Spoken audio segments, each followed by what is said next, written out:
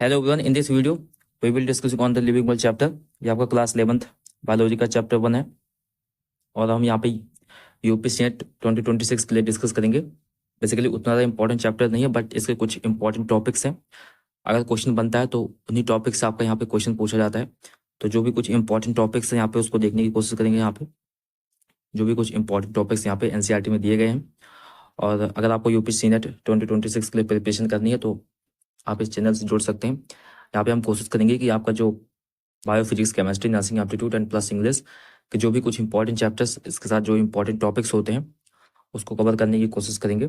So basically यहाँ पे आज हम पढ़ने वाले हैं लिविंग वर्ल्ड चैप्टर के बारे में, जो कि आपका बायोलॉजी का चैप्टर है। इसके जो भी कुछ इंपॉर्टेंट पॉइंट्स, जो भी कुछ इंपॉर्टेंट नोट्स हैं उसको यहाँ पे देखेंगे। ये सारा का सारा आपका एनसीईआरटी से, और आपको पता होगा आपका जो पेपर होता है वो आपका एनसीईआरटी से ही फ्रेम होता है। तो ओवरऑल आपको जो भी कुछ पढ़ना है बायो के लिए वो आपका टोटली एनसीईआरटी से ही पढ़ना है। आप एनसीईआरटी की बेसिक रीडिंग करेंगे उतना आपके लिए काफ़ी रहेगा। एनसीईआरटी की बेसिक रीडिंग प्लस जो भी कुछ इंपॉर्टेंट टॉपिक्स है उसको आपको अच्छे से समझना है। इसके साथ आपको क्वेश्चन प्रैक्टिस करते रहना है। टोटली एनसीईआरटी पे फोकस करना है। और यूट्यूब में एक फीचर होता है वॉइस डबिंग का, जो कि ऑटोमेटिकली हो जाता है। तो अगर ये वीडियो का जो वॉइस होता है अगर वो आपका इंग्लिश में हो जाता है तो आप उसे सेटिंग में जा करके नॉर्मल हिंदी वॉइस में आप कन्वर्ट कर सकते हो। ठीक है, बेसिकली ऑटोमेटिक जो होता है वो आपका इंग्लिश में कन्वर्ट हो जाता है, तो आप उसे हिंदी में कन्वर्ट कर सकते हो। तो यहाँ पे हम पढ़ेंगे आज लिविंग वर्ल्ड चैप्टर के बारे में। इसके जो कुछ इंपॉर्टेंट पॉइंट्स हैं उसको देखने वाले हैं। तो यहाँ पे सबसे फर्स्ट आपका जो इंपॉर्टेंट पॉइंट्स आता है, बेसिकली यहाँ पे जो आपका चैप्टर डिवाइड किया गया है मेन पॉइंट्स में, यहाँ पे जो डिवाइड किया गया है मेन पॉइंट्स में आपके पास सबसे पहले आता है आपका characteristic of a living organism. सबसे पहले आपका जो एनसीईआरटी में दिया गया है हाफ पोर्शन में, यहाँ पे जो एक लिविंग ऑर्गेनिज्म की क्या क्या कैरेक्टरिस्टिक्स होती हैं या क्या डिफाइनिंग कैरेक्टरिस्टिक्स हैं, जो भी आपका बिल्कुल वहीं पे क्वेश्चन पूछा जाता है कि इसके डिफाइनिंग कैरेक्टरिस्टिक्स क्या होते हैं, वहाँ पे आपको देखना है। इसके साथ क्लासिफिकेशन ऑफ ऑर्गेनिज्म, यहाँ पे क्लासिफिकेशन कैसे होता है ऑर्गेनिज्म का, क्या उसके रूल्स और क्राइटेरिया होते हैं, उसको भी यहाँ पे देखने वाले हैं। तो सबसे पहले स्टार्ट करते हैं यहाँ पे बेसिक क्या होता है यहाँ पे किसी भी ऑर्गेनिज्म का, एनसीईआरटी में दिया गया है। तो ऑल लिविंग ऑर्गेनिज्म को, जितने भी लिविंग ऑर्गेनिज्म होते हैं वो आपके ग्रो करते हैं। सही बात है। यहाँ पे एक इंपॉर्टेंट लाइन है, increase in mass and increase in number. ये आपका ट्विन कैरेक्टरिस्टिक होता है ग्रोथ का। किसी भी ग्रोथ के लिए आपका जो एक तरीके से कैरेक्टरिस्टिक बताया गया यहाँ पे, और वो ट्विन कैरेक्टरिस्टिक यानी दो कैरेक्टरिस्टिक होते हैं, या तो उसके मास में जो होता है वो इंक्रीज हो जाए या फिर उसका नंबर बढ़ जाए, तो आप उसे ग्रोथ कहेंगे कि यहाँ पे ग्रोथ हो रही है। ठीक है, in plants the growth is by cell division, जो कि आपका throughout the life continuous होता है। तो उसको पूरा जो लाइफ स्पैन होता है, through out the life span वहाँ पे ग्रोथ होती रहती है। इन कंपेरिजन टू अगर एनिमल्स में देखा जाए तो जो ग्रोथ होती है आपको सर्टेन स्टेज तक होती है, बाद में फिर अगर कोई ऑर्गन प्रॉब्लमेटिक होता है, कोई टिश्यू इंजरी हो जाती है, तो उसको सही करने के लिए वहाँ पे थोड़ी बहुत ग्रोथ होती रहती है। बाकी यहाँ पे जो एनिमल्स होता है वो आपका लिमिटेड स्टेज तक ग्रोथ होती है, और प्लांट्स में जो होता है ये आपका लाइफ स्पैन ग्रोथ होता रहता है। क्यों? क्योंकि वहाँ पे जो प्लांट्स होते हैं उनके पास मेरिस्टम प्रेजेंट होते हैं। ठीक है, और जो मेरिस्टम्स होते हैं ये आपका कंटिन्यूअस ग्रोथ करते रहते हैं। ठीक है, नेक्स्ट आपके पास यहाँ पे आता है unicellular organism grow by cell division. जो आपके यूनिसेलुलर ऑर्गेनिज्म होते हैं या भी आपके सेल डिवीजन से यहाँ पे जो होता है ग्रो करते हैं। ठीक है, नेक्स्ट आपके पास जो पॉइंट है, in majority of higher animals and plants growth and reproduction are mutually exclusive events. ठीक है, इस लाइन का एक इंपॉर्टेंट लाइन है, ये आपके एनसीईआरटी में दिया गया है कि क्या मतलब होता है इसका, कि जो भी आपके हायर प्लांट्स और हायर एनिमल्स होते हैं, ठीक है, जो हायर प्लांट्स होते हैं उनमें जो आपका ग्रोथ होता है और जो रिप्रोडक्शन होता है ये आपका म्यूचुअली एक्सक्लूसिव होता है। मीन्स जो एक टाइम तक आपका ग्रोथ होगा, इसके बाद फिर एक टाइम के बाद आपका यहाँ पे रिप्रोडक्शन का स्टेज आएगा। दोनों आपके क्लियरली विजिबल होते हैं, देखते हैं, दोनों आपके दिखते हैं कि यहाँ पे इस प्लांट्स का ग्रोथ हुआ है, ग्रोथ होने बाद उसका रिप्रोडक्शन का स्टेज आता है। ठीक है, तो आप देख सकते हो दोनों इवेंट अलग अलग होते हैं, म्यूचुअली एक्सक्लूसिव जिसे बोलते हैं, अलग अलग होते हैं। लेकिन आपके जो लोअर ऑर्गेनिज्म होते हैं लाइक बैक्टीरिया हो गया, वहाँ पे जो रिप्रोडक्शन और ग्रोथ होता है वो आपका सिनोमिनस होता है, उससे हम म्यूचुअली इंक्लूसिव इवेंट बोलते हैं, जहाँ पे आप कुछ ज़्यादा डिफरेंशिएट नहीं कर सकते हो कि यहाँ पे ग्रोथ हो रही है या फिर इसका रिप्रोडक्शन हो रहा है, क्योंकि वो आपका सिनोमिनस हो जाता है। ठीक है, एक तरीके से ही देखने लगता है। देन नेक्स्ट पॉइंट आपके पास यहाँ पे आता है, देन यहाँ पे स्टार्ट होता है काफी important point, characteristic of a living organism. किसी भी लिविंग ऑर्गेनिज्म के यहाँ पे कैरेक्टरिस्टिक्स एनसीईआरटी में जो भी इंपॉर्टेंट पॉइंट्स दे रखे हैं 5-6, उनको आपको अच्छी तरीके से यहाँ पे देखना है।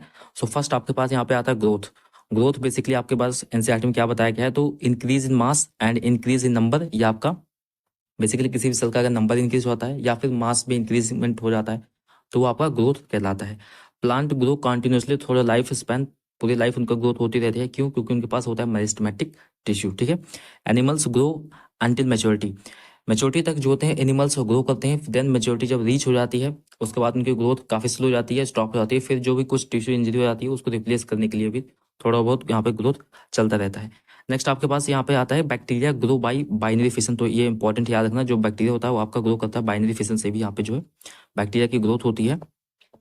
देन नेक्स्ट आपके पास है, अब यहाँ पे इसका जो एक तरीके से एक्सेप्शन देख सकते हो कि non living things can also grow. जो आपके नॉन लिविंग थिंग्स होती हैं वो भी ग्रो कर सकती हैं। कैसे ग्रो कर सकती हैं? जैसे आपने देखा होगा कि इंक्रीज इन मास, ठीक है, तो इंक्रीज इन मास यहाँ पे इनका भी इंक्रीज इन मास होता है। कैसे? By external mass. एक्सटर्नली वहाँ पे अगर कोई मास ऐड हो जाता है तो उनका भी मास यहाँ पे ऐड हो गया और इस हिसाब से भी इनकी ग्रोथ हो रही है, बट ये आपका इसके अंदर में नहीं आता, ठीक है। So non living things can also grow crystals but accumulation of material not cell division. यहाँ पे सेल डिवीजन के तरीके से नहीं हुआ, यहाँ पे एक्यूमुलेशन ऑफ मटेरियल हुआ। सो इसीलिए यहाँ पे जो ग्रोथ है वो आपका लिविंग ऑर्गेनिज्म के लिए एक डिफाइनिंग करेक्टरिस्टिक्स नहीं हो सकती। तो याद रखना, जो आपकी ग्रोथ होती है आपकी वो डिफाइनिंग करेक्टरिस्टिक नहीं हो सकती, ये बताने के लिए कि ये लिविंग ऑर्गेनिज्म है या फिर नहीं है, ठीक है। नेक्स्ट आपके पास यहाँ पे आता है रिप्रोडक्शन। रिप्रोडक्शन के अगर देखा जाए तो यहाँ पे ability to produce offspring similar to themselves, ये आपका रिप्रोडक्शन का मीनिंग होता है। इसको दो मोड्स होते हैं, एक एसेक्सुअल मोड होता है और एक सेक्सुअल मोड ऑफ रिप्रोडक्शन होता है। एसेक्सुअल मोड्स ऑफ रिप्रोडक्शन को अच्छे तरीके से देख लेना, इसके अंदर में कई सारे सब टाइप्स होती हैं और उसके एग्जाम्पल्स जो होते हैं वो काफ़ी ज़्यादा इंपॉर्टेंट होते हैं। तो अगर एसेक्सुअल मोड ऑफ रिप्रोडक्शन देखोगे तो यहाँ पे बाइनरी फिशेज जो कि आपका स्पेशली बैक्टीरिया में देखने को मिलता है, बडिंग आपका ईस्ट और हाइड्रा में देखने को मिलता है, और जो आपका ट्रू रिजनरेशन होता है ये आपका प्लेनेरिया में देखने को मिलता है, ठीक है। तो एग्जाम्पल्स अच्छे से देख लेना, बेसिकली एनसीईआरटी में अच्छे तरीके से दिए गए हैं, ठीक है। सो दो टाइप के यहाँ पे जो रिप्रोडक्शन होते हैं, एसेक्सुअल और सेक्सुअल रिप्रोडक्शन होते हैं। एसेक्सुअल में आपका बाइनरी फिशन, बडिंग और ट्रू रिजनरेशन यहाँ पे दिया गया है, ठीक है। जो एनसीईआरटी में दिया गया है उसको स्पेशली अच्छे तरीके से देख लेना। तो यहाँ पे नेक्स्ट एक इंपॉर्टेंट पॉइंट आता है, जो बैक्टीरिया होता है और यूनिसेलुलर एल्गी होते हैं और अमीबा होता है, इनमें जो रिप्रोडक्शन होता है आपका सिनोमिनस होता है ग्रोथ के साथ, जो कि हमने अभी ऊपर बात की थी कि यहाँ पे इनका जो रिप्रोडक्शन और ग्रोथ दोनों एक तरीके से दिखता है और इसमें कुछ ज़्यादा डिफ्रेंशिएट आप कर नहीं सकते, ठीक है। ये आपकी इंपॉर्टेंट लाइन है। यहाँ पे आपसे क्वेश्चन पूछा जा सकता है कि ऐसे कौन से ऑर्गेनिज्म होते हैं जिसमें आपका जो रिप्रोडक्शन और ग्रोथ एक तरीके से दिखता है या सिनोमिनस दिखता है, तो आपका बैक्टीरिया, यूनिसेलुलर एल्गा या फिर अमीबा होते हैं। जो आपके लोअर ऑर्गेनिज्म होते हैं उनमें ये आपको देखने को मिलता है। अब यहाँ पे इसके भी एक्सेप्शंस हैं, जैसे ग्रोथ के एक्सेप्शंस थे वैसे रिप्रोडक्शन के भी एक्सेप्शंस हैं। यहाँ पे अगर आप देखोगे जो म्यूल्स होते हैं, स्ट्राइल वर्कर बीज होते हैं और जो इनफर्टाइल ह्यूमन कपल्स होते हैं ये रिप्रोड्यूस नहीं करते हैं, बट जो लिविंग ऑर्गेनिज्म होते हैं वो सारे के सारे रिप्रोड्यूस करते हैं। तो इसलिए ये भी एक्सेप्शन हो गया और एक्सेप्शन आर नॉट अलाउड। इसलिए यहाँ पे जो आपका रिप्रोडक्शन है ये भी आपका डिफाइनिंग कैरेक्टरिस्टिक्स में नहीं आता। तो याद रखना, growth and reproduction both are not defining characteristics for a living organism, ठीक है। तो इसको अच्छे से देख लेना। नेक्स्ट आपके पास पॉइंट आता है मेटाबॉलिज्म। मेटाबॉलिज्म क्या होता है आपको पता होगा, the sum of total of all the chemical reaction in the cell. जो भी आपके सेल के अंदर में केमिकल रिएक्शंस हो रही होते हैं, चाहे वो आपका किसी चीज़ को बनाने के लिए या फिर किसी चीज़ को ब्रेक डाउन करने के लिए, अलग अलग टाइप के आपके यहाँ पे सेल के अंदर में रिएक्शंस हो रहे होते हैं जो कि काफ़ी ज़्यादा इंपॉर्टेंट होती हैं। तो यहाँ पे मेटाबॉलिज्म आपके पास दो टाइप्स का आता है, एक एनाबॉलिज्म होता है और एक कैटाबॉलिज्म होता है। तो एनाबॉलिज्म क्या होता है, जिसमें किसी चीज़ का बिल्डिंग अप होता है, ठीक है। वहाँ पे लाइक एग्जाम्पल इसका प्रोटीन सिंथेसिस, यहाँ पे किसी चीज़ को बनाया जा रहा होता है तो आपका एनाबॉलिज्म में आता है। और कैटाबॉलिज्म क्या होता है, अगर किसी चीज़ का ब्रेकडाउन होता है वहाँ पे, like in case of respiration में जहाँ पे हम एक तरीके से ब्रेकडाउन होता है, ऑक्सीडेशन होता है वहाँ पे एनर्जी रिलीज होती है, तो ये आपका कैटाबॉलिज्म में आता है, ठीक है। तो ये आपका जो ओवरऑल केमिकल रिएक्शन चल रही होती है आपके सेल में, आपका मेटाबॉलिज्म होता है। और metabolism is a defining characteristic of living organism, ये आपकी defining characteristic of living organism होती है। तो ये पहला पॉइंट है। आपसे डिफाइनिंग कैरेक्टरिस्टिक्स पूछे जा सकते हैं, 3-4 डिफाइनिंग कैरेक्टरिस्टिक्स हैं, उनको अच्छे से याद कर लेना। तो जिसमें सबसे पहला आपका यहाँ पे आता है metabolism. Metabolism is defining characteristic of living organism, ठीक है। Non living things do not exhibit metabolism, उनमें मेटाबॉलिज्म देखने को नहीं मिलता, इसीलिए ये चीज़ आपकी सिर्फ और सिर्फ लिविंग ऑर्गेनिज्म में देखने को मिलती है, ठीक। नेक्स्ट आपके पास इंपॉर्टेंट पॉइंट है सेलुलर ऑर्गेनाइजेशन। सेलुलर ऑर्गेनाइजेशन क्या होता है, are living beings are made up of, जितने भी आपके लिविंग बींग्स होते हैं आपके सेल के बिल्कुल आपके सेल से बने होते हैं, ठीक है। एंड सेल में भी प्रोकैरियोटिक या आपके सेल प्रोकैरियोटिक हो सकती है लाइक बैक्टीरिया में केस में, और यूकैरियोटिक हो सकती है लाइक इन प्लांट और एनिमल्स। तो जो सेलुलर ऑर्गेनाइजेशन है ये भी आपका डिफाइनिंग कैरेक्टरिस्टिक्स होता है, ये आपका नॉन लिविंग थिंग्स में नहीं पाया जाता, ठीक है।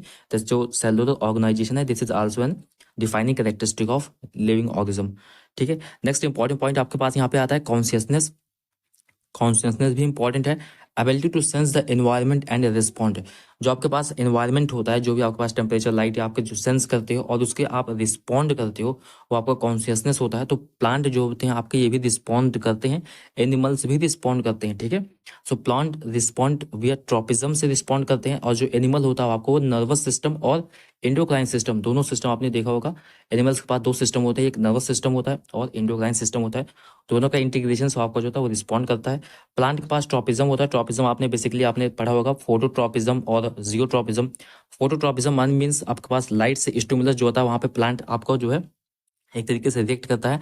और जियोट्रॉपिज्म आप देखो ग्रेविटी, ठीक है, ग्रेविटी देखना, जो रूट होती है आपकी वो हमेशा नीचे की तरफ जाती है, तो वो आपका जो होता है यहाँ पे जो ग्रेविटी की इफेक्ट्स में काम करता है, ठीक है, तो आपका जियोट्रॉपिज्म होता है। और फोटोट्रॉपिज्म आपका लाइट के इफेक्ट में काम करता है। तो यहाँ पे जो प्लांट होते हैं वो भी आपका रिस्पॉन्ड करते हैं टू द स्टिमुली, और इनके अंदर ये आपको बोलते हैं कॉन्शियसनेस, ठीक है। तो consciousness is a defining characteristic of living organism, इसको अच्छे से याद रख लेना। एक सबसे ज्यादा इंपॉर्टेंट पॉइंट यहाँ पे, इसको अच्छे से याद रखना, मोस्ट इंपॉर्टेंट पॉइंट है ह्यूमन के पास, ठीक है, ह्यूमन बींग्स के पास, हमारे पास जो होता है, हमारे पास सेल्फ कॉन्शियसनेस होती है, स्वचेतना होता है, जिसे हम बोलते हैं सेल्फ कॉन्शियसनेस। ये किसी भी ऑर्गेनिज्म में नहीं पाई जाती। हम जो है थिंकिंग, हमारे पास थिंकिंग एबिलिटी होती है, हम किसी चीज को सोच समझ सकते हैं, तो ये सिर्फ ह्यूमन बींग्स के पास होती है। तो ह्यूमन बींग्स के पास सेल्फ कॉन्शियसनेस होती है, और जो अदर लिविंग ऑर्गेनिज्म होते हैं उनके पास कॉन्शियसनेस होती है। तो यहाँ पे हमेशा एक ट्विस्टेड क्वेश्चन पूछा जाता है कि किसके पास सेल्फ कॉन्शियस होती है, किसके पास कॉन्शियसनेस होता है, ठीक है। तो इसको अच्छे तरीके से देख लेना। नेक्स्ट आपके पास यहाँ पे एक इंपॉर्टेंट पॉइंट है, एक डाटा वाला क्वेश्चन है।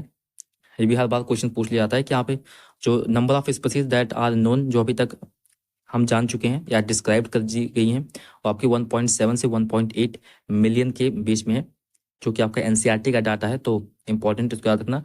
फुल फॉर्म भी आप याद रख लेना इसको अच्छे से, आईसीबीएन और आईसीजेडएन का फुल फॉर्म यहाँ पे पूछा जाता है। आईसीबीएन क्या होता है? आपका international code for botanical nomenclature, जो कि आपका प्लांट के नॉमेनक्लेचर के लिए देखता है, और international code for zoological nomenclature, जो कि आपका एनिमल्स के नॉमेनक्लेचर के यहाँ पे देखता है, ठीक है। देन नेक्स्ट इंपॉर्टेंट पॉइंट आपके पास यहाँ पे आता है बायोनॉमियल नॉमेनक्लेचर। तो यहाँ से भी आपसे क्वेश्चन बनाए जा सकते हैं। इंपॉर्टेंट क्या है यहाँ पे, इसको किसने दिया था और किस तरीके से यहाँ पे क्या होता है, इसको आप थोड़ा सा अच्छे से देख लेंगे तो यहाँ से आप क्वेश्चन बन जाएंगे। यहाँ पे क्या बताया गया है, ये आपका जो बायोनॉमियल नॉमेनक्लेचर सिस्टम था, इसको दिया था किसने? कैरोलस लिनस ने दिया था। तो यहाँ पे फर्स्ट क्वेश्चन ये बन जाता है, किसने दिया था? तो साइंटिस्ट का नाम है कैरोलस लिनस। नेक्स्ट आपके पास यहाँ पे जो है बायोनॉमियल नॉमेनक्लेचर सिस्टम है, यहाँ पे दो कंपोनेंट्स होते हैं, जिसमें फर्स्ट आपके पास आता है generic name and next is specific epithet. That is first आपके पास जीनस होता है और दूसरा आपके पास स्पीसीज होता है। तो इसके पास दो कंपोनेंट होते हैं, जीनस और स्पीसीज। अगर इसका एग्जांपल देखोगे तो लाइक मैंजीफेरा इंडिका लिन, ये आपका किसका साइंटिफिक नेम है? ये आपका मैंगो का नेम है। तो ये आपका अगर आप देखोगे तो यहाँ पे जो मैंजीफेरा है ये आपका जीनस हो गया, और इंडिका जो होता है ये आपका स्पीसीज होता है। लिन आपका जो होता है जिस साइंटिस्ट ने यहाँ पे जिस नाम दिया था उसका यहाँ पे नाम ऐसा ऐड कर दिया जाता है, ठीक है। So mangifera is the genus name and indica represent यहाँ पे स्पीसीज को रिप्रेजेंट करता है, और लिन जो होता है यहाँ पे इंडिकेट करता है species was first described by the Linus के द्वारा डिस्क्राइब किया गया था। तो यहाँ पे आपको देखोगे the first word is a biological name that represent genus, जो कि आपका जीनस को रिप्रेजेंट करता है। जो सेकंड कंपोनेंट है ये आपका स्पेसिफिक एपिथेट है, जो कि आपका स्पीसीज को रिप्रेजेंट करता है।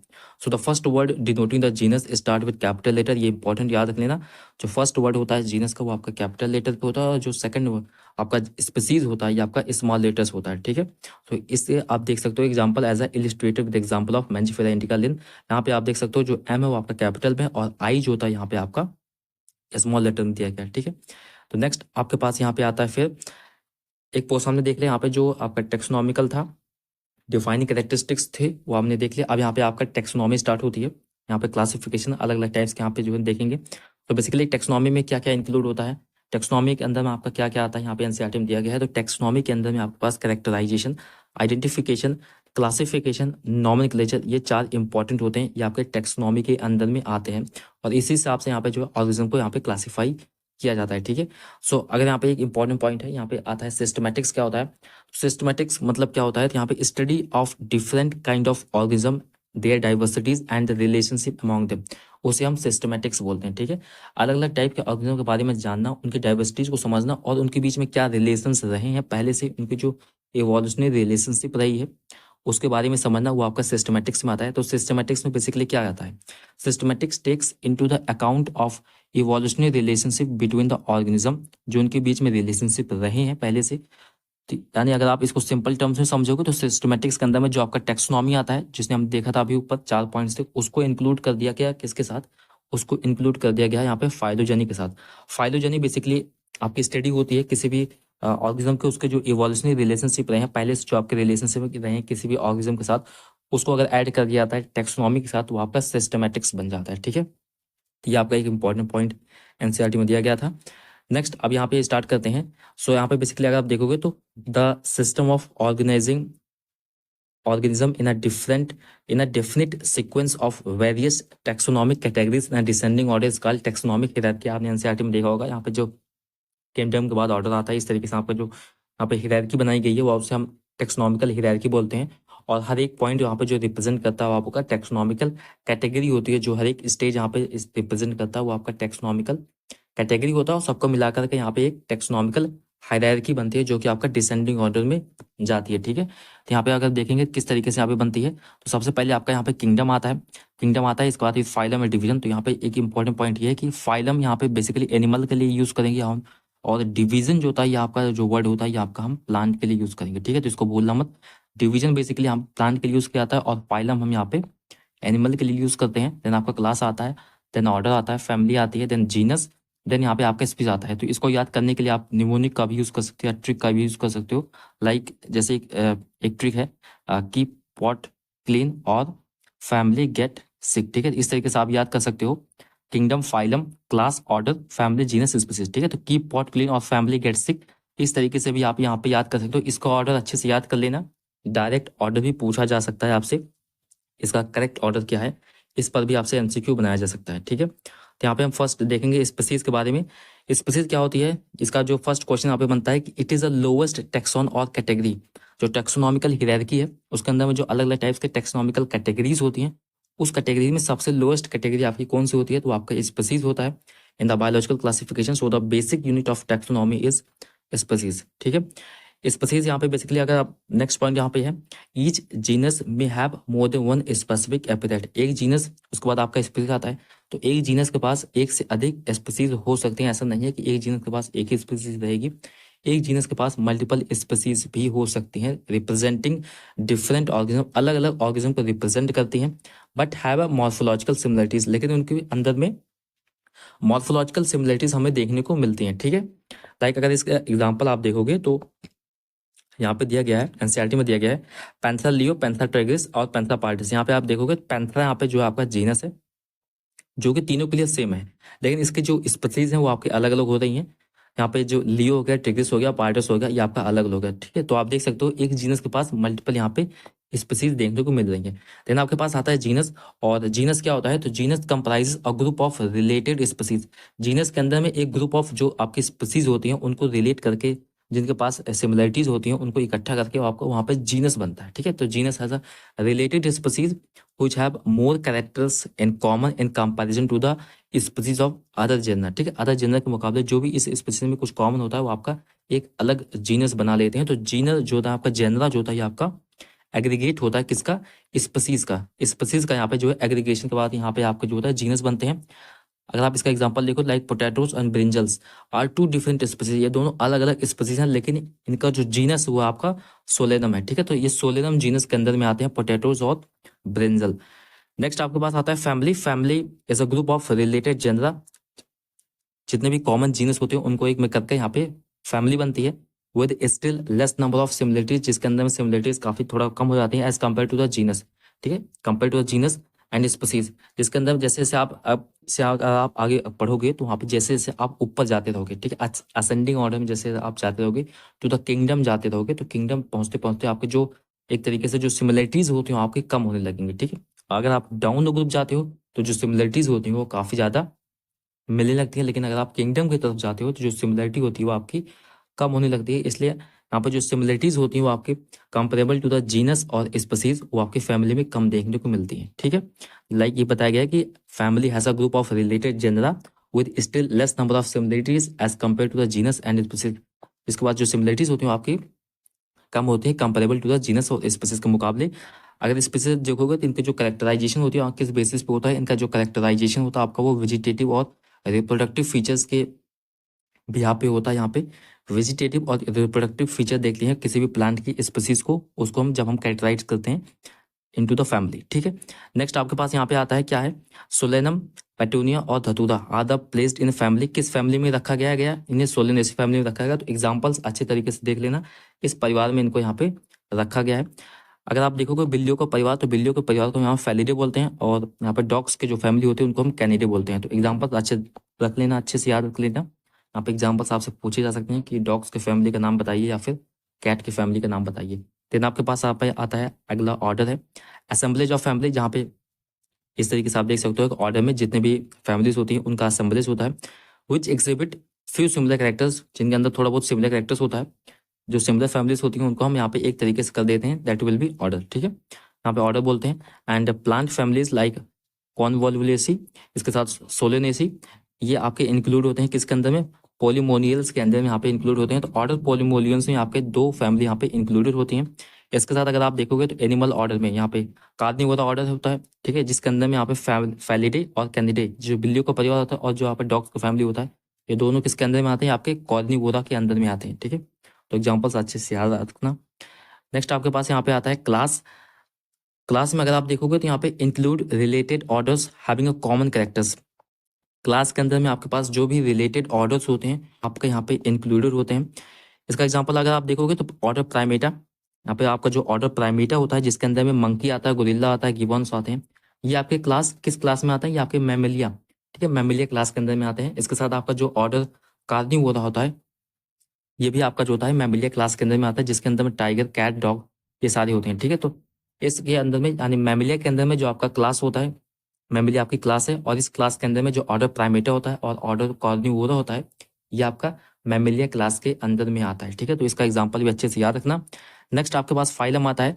फाइलम के अंदर में जितने भी क्लासेस होते हैं ये आपके सारे आते हैं। तो अगर आप देखोगे तो एनसीईआरटी में चैप्टर नंबर 4 अगर आप पढ़ोगे तो वहाँ पे अलग अलग टाइप्स की क्लास दे रखी है, और वो आपके किस फैमिली के अंदर, फाइलम के अंदर में आते हैं। आप देखोगे तो क्लास कंप्राइजिंग लाइक जो अलग अलग टाइप्स की क्लास होती हैं, वैसे फिशेस की हो गया, एम्फीबियंस हो गया, रेप्टाइल्स हो गया, बर्ड्स हो गया, अलॉन्ग विद मैमल्स, ये आपके सारे के सारे नेक्स्ट हायर कैटेगरी में आते हैं जो कि आपका फाइलम होता है, ठीक है। देन आपके पास अगला पॉइंट है यहाँ पे all these based on the common features, ये आपके सारे कॉमन फीचर्स पे बेस्ड होते हैं। कौन सा कॉमन फीचर होता है इनके अंदर में, प्रेजेंस ऑफ नोटोकॉर्ड प्रेजेंट होता है, इसके साथ dorsal hollow neural system present होता है, जो कि आपके फाइलम कॉर्डेटा के अंदर में आते हैं। तो कॉर्डेटा के अंदर में जितने भी क्लास हैं ये आप अभी चैप्टर नंबर 4 में अच्छे से पढ़ोगे डिटेल में, ठीक है। नेक्स्ट आपके पास यहाँ पे पॉइंट है इन केस ऑफ प्लांट, अगर आप प्लांट की बात करें तो जो क्लास होती है with similar few characters are assign to the higher category called division. तो यहाँ पे हमने बताया था कि प्लांट के केस में आपको डिवीजन बोलना है, ठीक है, प्लांट के केस में आपको यहाँ पे डिवीजन बोलना है, और द एनिमल के केस में यहाँ पे हम फाइलम बोलते हैं, ठीक है। नेक्स्ट आपके पास यहाँ पे किंगडम आता है, और जो किंगडम होता है ये हाईएस्ट कैटेगरी होती है आपके टैक्सोनॉमिकल हायरार्की में, सबसे टॉप मोस्ट कैटेगरी होती है। और किंगडम आपको पता होगा 2 किंगडम होते हैं आपके पास, एनिमल किंगडम और प्लांट किंगडम, ठीक है। की नोट्स में आपके पास क्या इंपॉर्टेंट है, अगर आपकी नोट्स अच्छे से देखोगे यहाँ पे आता है कि as we go higher from species to kingdom, जब आप स्पीसीज से लोएस्ट होती है और जब आप किंगडम ऊपर की तरफ जाते हो तो जो नंबर ऑफ कॉमन कैरेक्टरिस्टिक्स होती है वो आपकी डिक्रीज करने लगती है, क्योंकि किंगडम बहुत बड़ा होता है और स्पीसीज यहाँ पे छोटी होती है। तो छोटे में आपको सिमिलर कैरेक्टर्स मिल जाते हैं, लेकिन जो किंगडम होता है वहाँ पे आप सिमिलरिटीज नहीं देख सकते। जैसे जैसे आप ऊपर जाते हैं वहाँ पे आपके पास जो कॉमन कैरेक्टरिस्टिक्स होती है आपकी वो डिक्रीज हो जाती है, ठीक है। नेक्स्ट इंपॉर्टेंट पॉइंट है लोअर द टेक्सा, जितना ज़्यादा टेक्सा जो कि आपका टेक्सोनॉमिकल कैटेगरीज होती है जितना ज़्यादा छोटी होगी, मोर आर द कैरेक्टरिस्टिक्स, उसके उतना ज़्यादा कैरेक्टरिस्टिक्स रहेंगे that the member within taxonation, जो भी उस टेक्सोनॉमिकल कैटेगरी के मेंबर होंगे उसमें उतनी ज़्यादा सिमिलरिटीज देखने को मिलेंगी as comparable to the higher taxon like kingdom, ठीक है। हायर द कैटेगरी, अगर जितनी ज़्यादा बड़ी कैटेगरी होगी, लाइक अगर किंगडम हो गया, फाइलम हो गया, greater is the difficulty of determine the relation to the other taxa at the same level, उसी लेवल पे दूसरे टेक्सान यानी दूसरे कैटेगरी के साथ अगर आप कंपेयर कर दोगे तो आपको कम मिलती हैं जैसे जैसे आप ऊपर जाते हो, जैसे जैसे आप कैटेगरी के हायर साइड जाते हो, लाइक किंगडम, फाइलम, क्लास, इस तरीके से, ठीक है। साइंटिफिक नेम अच्छे से देख लेना, जितने भी साइंटिफिक नेम एनसीईआरटी में दिए गए हैं उनको बहुत ही अच्छे तरीके से देख लेना।